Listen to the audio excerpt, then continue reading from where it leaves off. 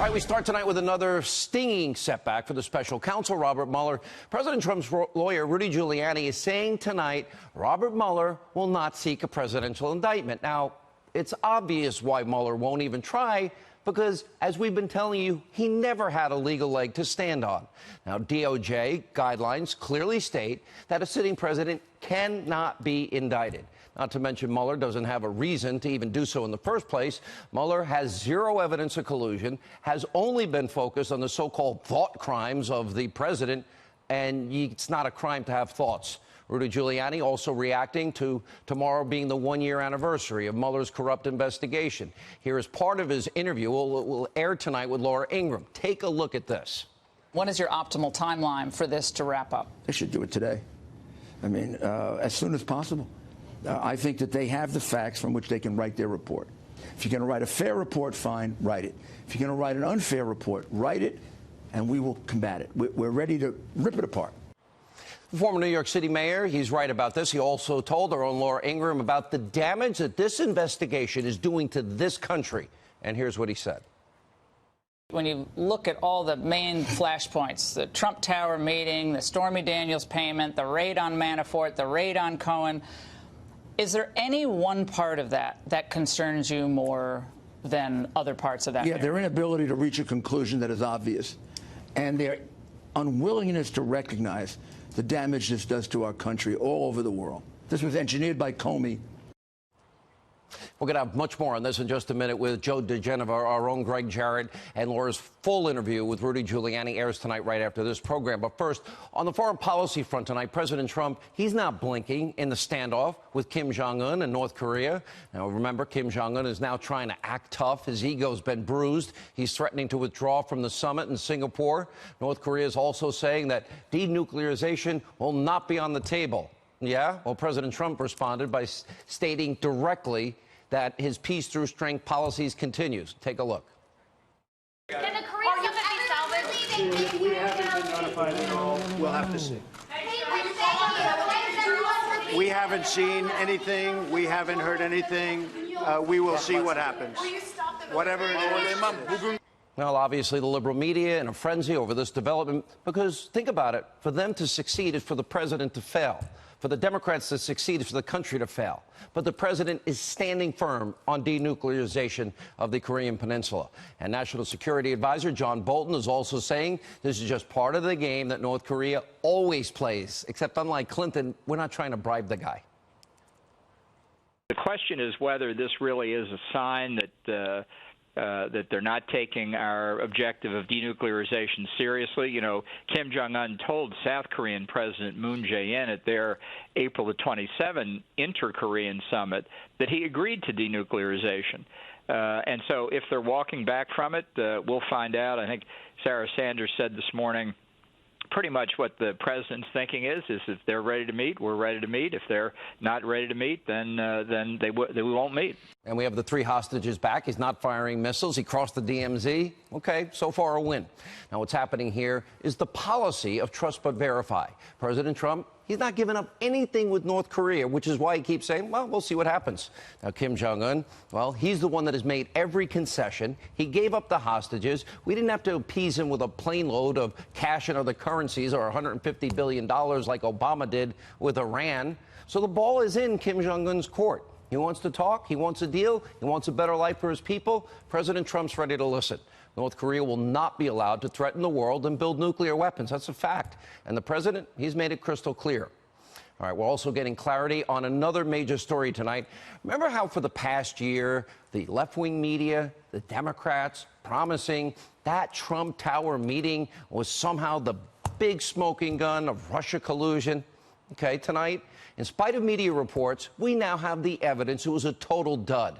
Now, the Senate Judiciary Committee, they released thousands of pages of the testimony, several key players at the meeting. The main takeaway is this. They all thought it was a waste of their time. They were talking about adoption, the McGinsky Act. No dirt on Hillary Clinton came through. And by the way, if it did, it wouldn't be illegal, and we'll explain that tonight. Now, from all accounts, this meeting quickly went off the rails, eventually focused in on topics like Russian adoption and Russian adoption. It's a nothing burger. And the media, they've been hyping this as a cruise missile that was going to take down the Trump administration. Donald Trump Jr., he testified he was skeptical going into the meeting and that his suspicions were quickly justified. And Donald Trump Jr. also said that his father, President Trump, had nothing at all to do with it in any way, shape, matter, or form. And despite all of this wild and false speculation, it's nothing. The Trump Tower meeting isn't the only breaking news story that actually is embarrassing to the destroy Trump media. New York Times, now this is an amazing story. They hate President Trump.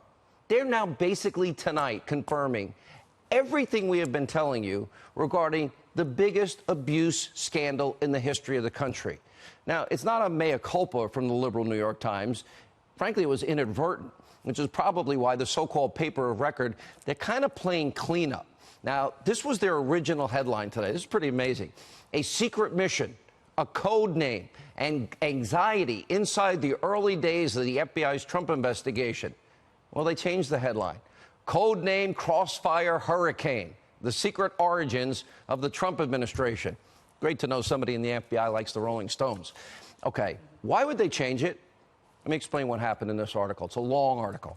The Times explains how the FBI opened a top-secret, completely unconventional operation into the Trump campaign, by the way, only days after they rigged the investigation into Hillary, and the same exact players.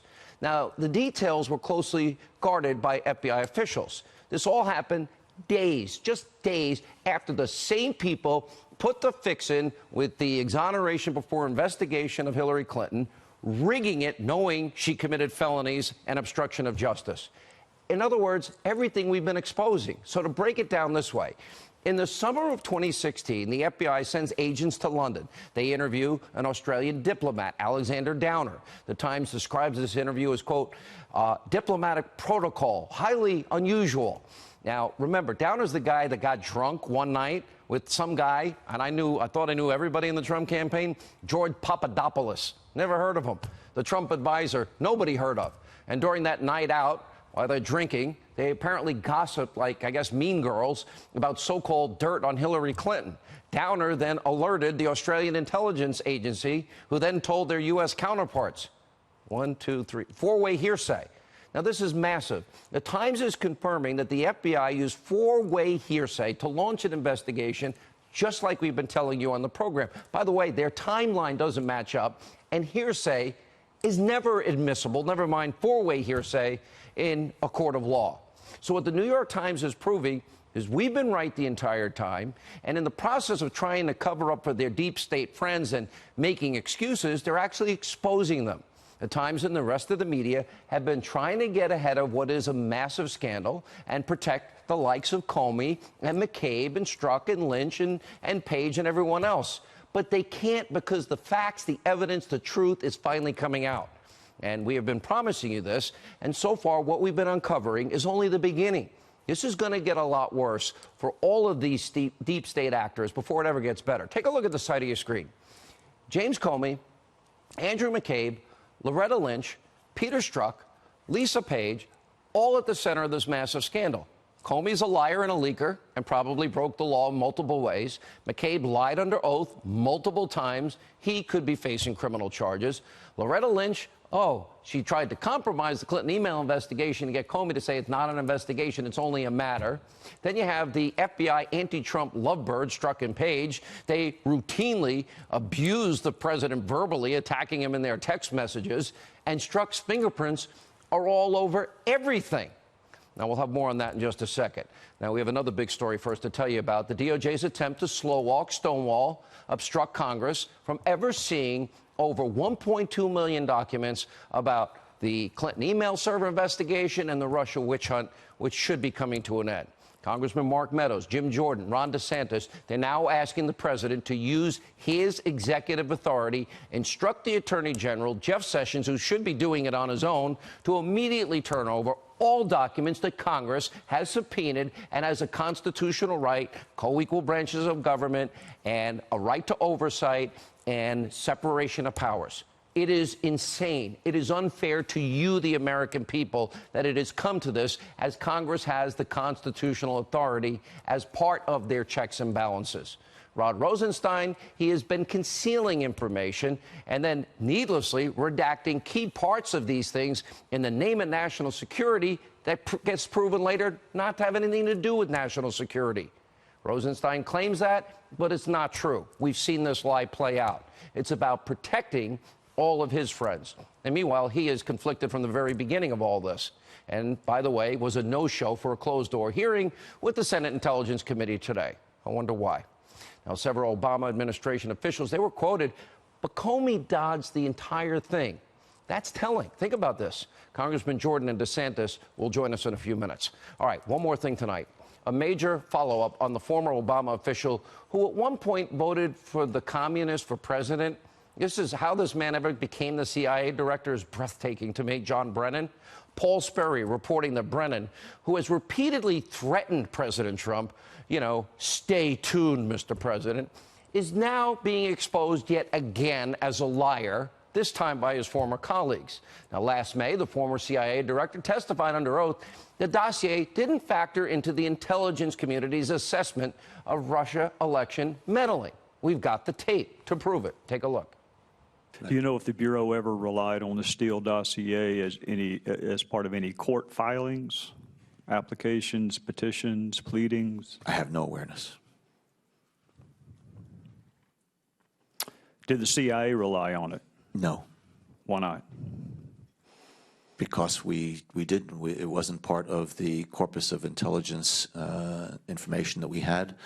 It was not in any way used as a basis for the intelligence community assessment that was done. It was not.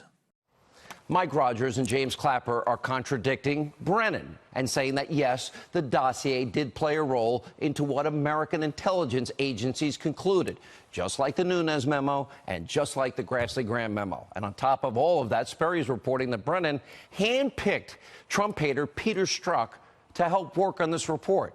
The same guy who put the fix in for Hillary and the same guy who trashed President Trump and text message after text message, and then a few days after exonerating and rigging the Hillary investigation, launches an investigation into Donald Trump. This deep state is one huge, giant, incestuous, corrupt swamp. And the more we learn that Peter Strzok is involved, his dirty fingerprints are over everything. Why does this guy even still have a job?